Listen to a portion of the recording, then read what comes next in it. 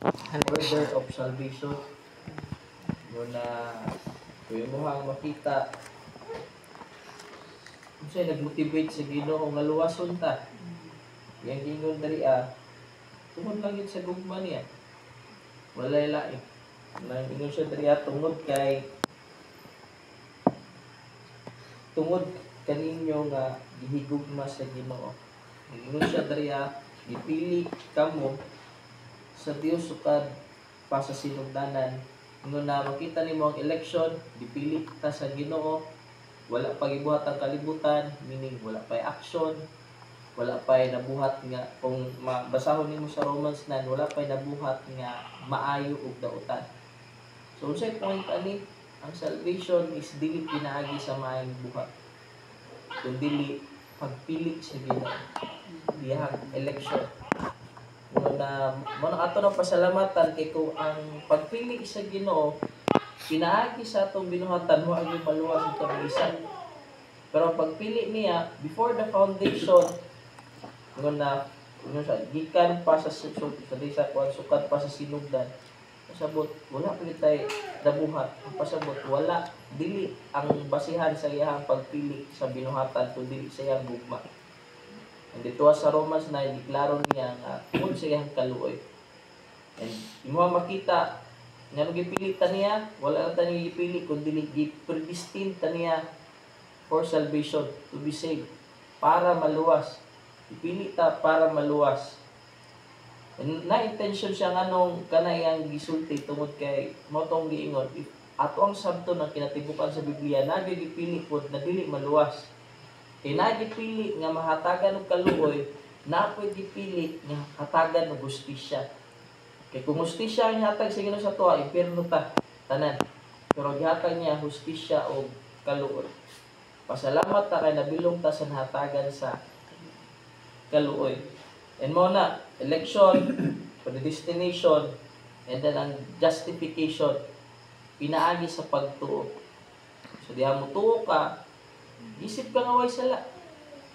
Itong mga last time nga prayer meeting na to dito sa Numbers nga, gingnan na sila, tutok lang mo aning sungkod. Lisod mo kaya na. Pero kung nituo ka, wag to namatay to nituo.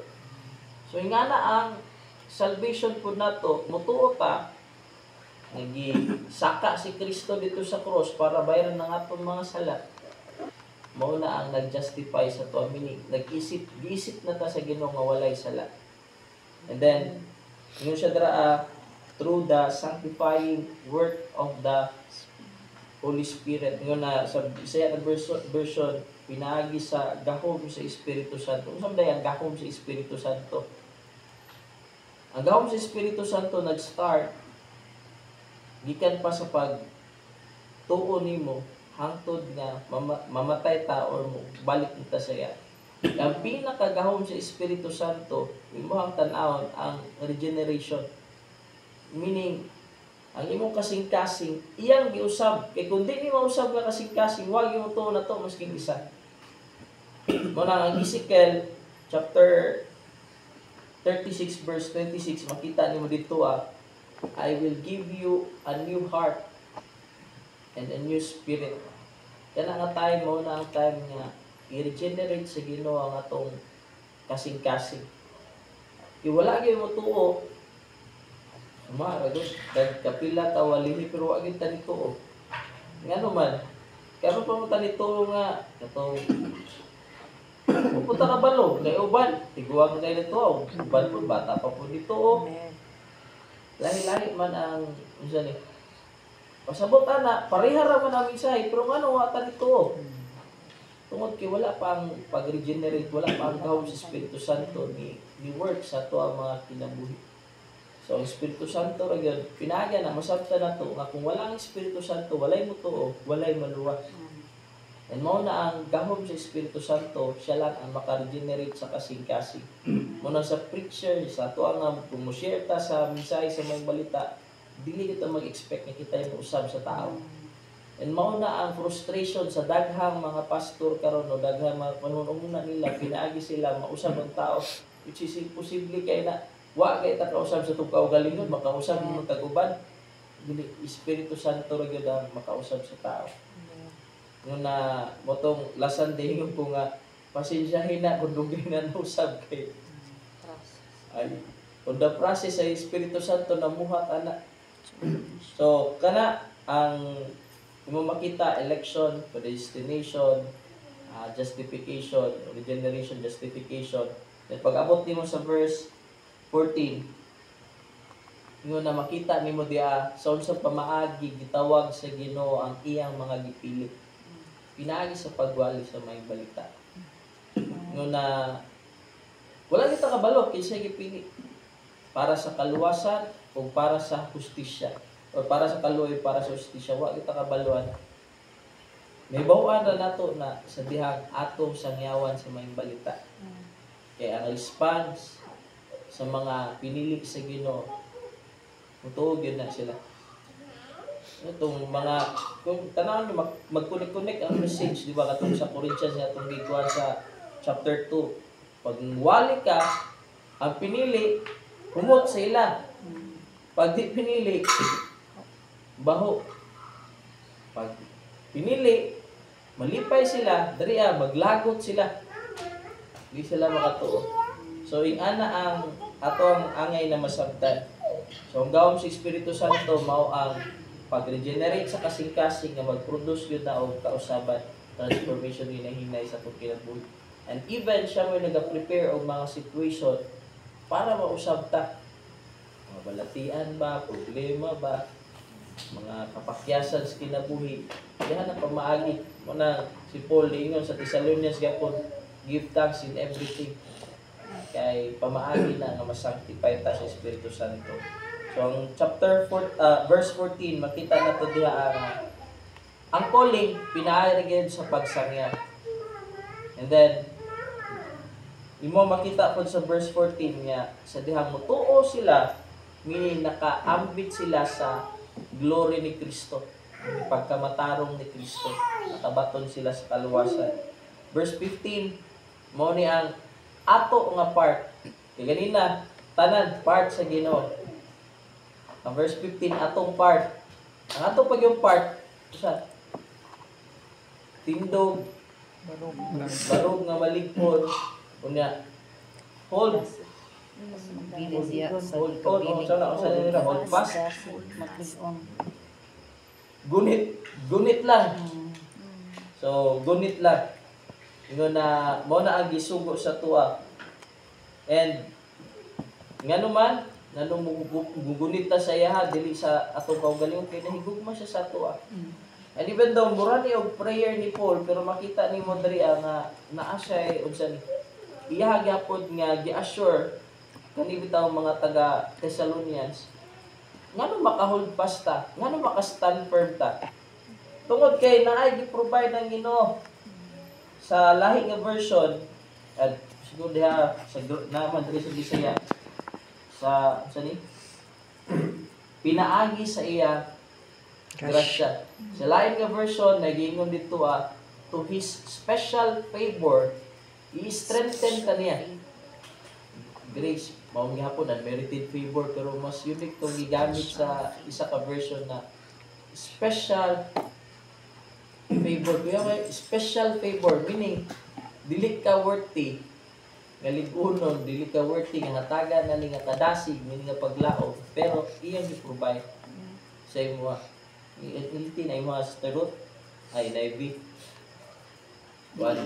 grace by God's grace sa NLT kay by God's special favor. Kuya pagka-translate iya nga favor na gani special special favor gigamit sa NLT. Ayun na I mean grace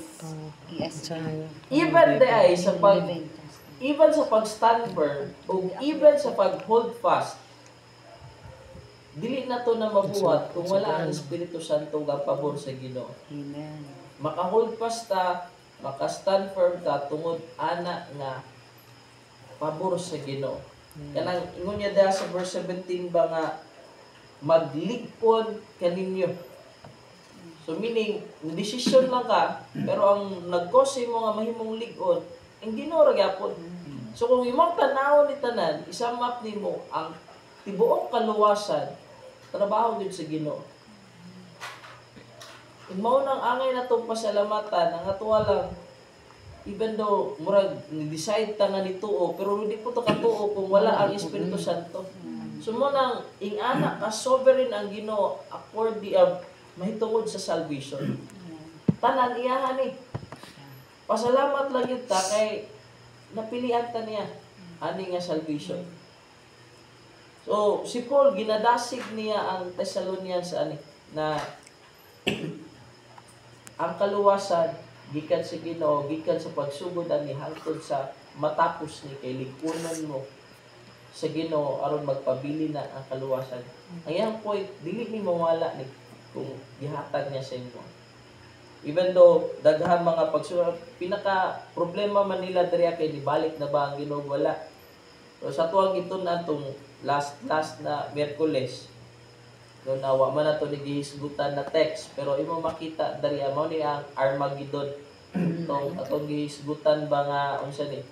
Pero bago ni mahitabo napay 1,000 year nga special event katong ang mga martyr maghari diri sa kalibutan, mag-reign for 1,000 years, and then ang kalibutan mahimong hanay maayo pero di gyud ako ang di gyud mo makita nga naay gipili ug wa gipili kay ngano man after atong na experience na sa mga tao ang paghari nga naay katarong, ang malinaw na paghari tungod kay giharian sa mga katong mga martyr. Pero matingala ka pagbalik ni Satanas, gibuy-an si Satanas gikan sa abyss, gibalik ang mga tao kampis dautan. Ngano man, tungod kay wala yun sila gipili para sa kaluwasan. Naay nga na nga event sa Bible nga si Isaiah gali gihanan gipredict nga mahitabo. Klaro ni Daniel, klaro sa Revelation nga naay event. Ano na ginakanta nato nga sana gatapusan kanta ba? Naay 1,000 years nga tawag ani mag-reign ang mga mata sa kalibutan. Ang si Satanas may mabuhat igo ra mag-tan-aw. No na kato na mga matarong ingon ang mga martyr lang. Wa ko'y labot ang tibok Christian. Pero kanang angay nato nga sabton nindot kayo nga napili ta sa Ginoo. Dili po nato ma-question ang Ginoo sa usahay sa kuha sa una mo na akong struggle eh. Sa man yung Ginoo nga nagipili para maluwas, na po gipili nga niya nga di maluwas. Struggle po lang kasi una. Kaya nga sa mga Ginoo nag-ano siya power tripping. Hindi na akong pangauna ginang pagbasa sa Bible. Gabi gyud ako mga muana gyud akong kilay. Ang dili mo mahuman pa pinili. Marang si Paul tungod ana nga question na to, iyan na nagitubag sa Romans chapter 9 na siya unsa may kasulti na to karon kani 9:40. May pinalabi ba ang Dios? Mahulog ba gyud dog? Kung nagipili o di wag gipili.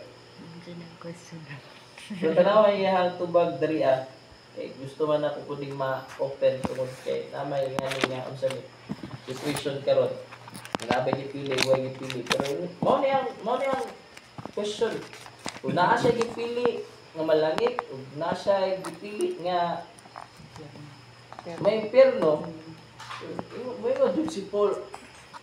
Nya ang kuwan pa gyud niya diha kay wala pa nagsugod ang kalibutan. Naanay na pili. So siyempre, ang automatic una sa tao kung nasa gipili nga malangit na gipili nga impierno, automatic una siya pabor-pabor ang Ginoo. Si Paul ingon siya sa matoy kasulti may pinalabi ba ang Dios? Wala. Kay miingon siya kang Moses, kaluy-an ko katong buot kong kaluy-an, higugmaon kong buot kong higugmaon. Sa ato pa pagpili sa Dios wala ipasikan sa pagbuot o sa buhat sa tao kundi sa kaluoy. Ang kasulatan miingon kang paraon, gihimo ko ikaw ang hari, ang ikapadayag ko ang akong gahom pinaagi kanimo, o aron ikapaila ko ang akong pangalan sa tibuok kalibutan, o sa maluoy ang Dios sa buot niya kaluy-an, o pagahion niya ang kasing-kasing sa buot niya pagahion. Maka-remember mo tang para pero yung mga basahon ang story ni Pero, ang first 5 plague kawalingon to ni Parao na nagpagahi siya kasing-kasing. Pero sunod sa 6 ka 7 hangtod sa ikapulo nga plague, klaro gingon dito gipagahi sa Ginoo iya kasing-kasing. And makita nimo ingani ang reason daw para ikapadayag sa Ginoo ang iyang himaya. Naay maluwas ug dili maluwas. Dariya sa dili maluwas, gipadayag gyapon sa Ginoo ang himaya kay nganuman gipakita na siya nga holy siya o justisya sa Ginoo. Dari sa pikas, naay maluwas maski hindi unta gyud sila mga luwas, mahimaya gyapon ang Ginoo tungod sa iyang gugma. So both side may maya ang Ginoo. Padayon niri ko inyo ni basahon, balik-balikan ninyo basa ni Romans chapter 9. Yang giingon diriya. Prerogative na sa Ginoo na siya luwason nga dili. Oro nag-prerogative kung kani nga manok akong ihawon o kani nga manok dili. Nana say ikaw man ang tag-iya. Magbuot ingon siya diriya, ingon si Paul magbuot balay mo may buhaton ng Ginoo nga mahalon ug baraton. Wala kita na kay ngano man siya may tag-iya. Hindi kita mo reklamo kuhaon bas Ginoo di niya tong kinabuhi. Kasabot kita. The moment mas abta nato nga siya ang tag-iya. Meaning jud ta nga wala di pa siya may tag-iya. Na ang point dari kung mo makita sa Thessalonians nindot na masabta nato nga dipili ta sa Ginoo. O kani nga pagpili ato ang treasure, inapoy wala napili. Napili tanan pero ang uban sa hustisya, ang uban sa kaluoy. Lumala pa sa example sa isa ka theologian, na yung mga estudyante 5 ka buok. Sa 5 ka estudyante na ay gipapasar ang professor, ang 5 wala gipapasar. Nya pareha sila wala nagpasa og project. Siyempre mag-question yung ka nga, pareha man wala nagpasa, yung anong na may kapasa og may wala. Ingon sa professor, kaning 5 ako gikaluan. Ang kaning 5 ako gihatagan og hustisya. Walay pabor-pabor dito tanan nakadawat pero sa pikas kaluoy ang pikas hustisya. And then ang pinaka-klaro diha prerogative yun na sa professor. Pero naatay free will, pastor. Na. Wala na nawala na free will. Pero karon lang. Ngano man imuhang studihan ng kaning line term sa free will. Sa Bible nagihatag siya na laing nga term. So mga theologian laing nga term instead free will ang giusa ni. Sabay, pareha naman sa synonym sa niya. Sabay sa synonym sa free will. Choice na pa isa. Prerogative. Hindi lang. Balik na tayo anthropology para makakuha ninyo. I mean, si Saint Augustine, gisulat niya ni nga book, The Bondage of the Will. Masabtan ni mo dito, gi-explain niya, ang tao, ang pinakaunang tao, si Adan o si Eva lang na ay free will. Nga naman, kuman kay Adan o kay Eva, ang atong will, bondage to sin. Kano sa lang nabalik yung free will? Sa diha nga mo nang gawin mo tanawon last Sunday kung asa ang espiritu sa Ginoo na ay freedom. Diha na balik ang free will sa tao sa diha nga tawagan ni midawat siya or nakaila siya kag Kristo. Meaning, sa origin, kung yung gusto na ng Bible, ang naalagay sakto nga free will, si Adam o si Eve lang. Pero tungod kay na mali sila sa ilahang choice, nadamay ta ug ang atong will na bandage sa sala. Mo nang si David sa Psalm chapter 51, napalanggali siya sa taguangkad siyang inahan, ingon siya sa pag-usulti niya. Psalm 51. Di na ko makakuha ng iyang gigamit na word. Ingon ni David, kani, dautag, kaya na siya diri 51:5. Dautan ako sukad ako nahimugso, makasala ko sugad ako panampot. Wala pa siya nahimugso, makasala na siya. Nga naman, kung siya point ni David na unsa ni pasabot niya, wala tayo will. Wala mo kabantay sa Bible na nagbalik-balik na word, slave to sin. Bondage to sin. Si Paul, gigamit niya sa Ephesians, dead in spirit, dead in trespasses. Patay ang imuhang espiritu, patay ang imuhang will. Muna, gusto mong bumait, Hindi ko magawa. pero ang same, ang makasasala o ang Kristohanon, naani nga struggle.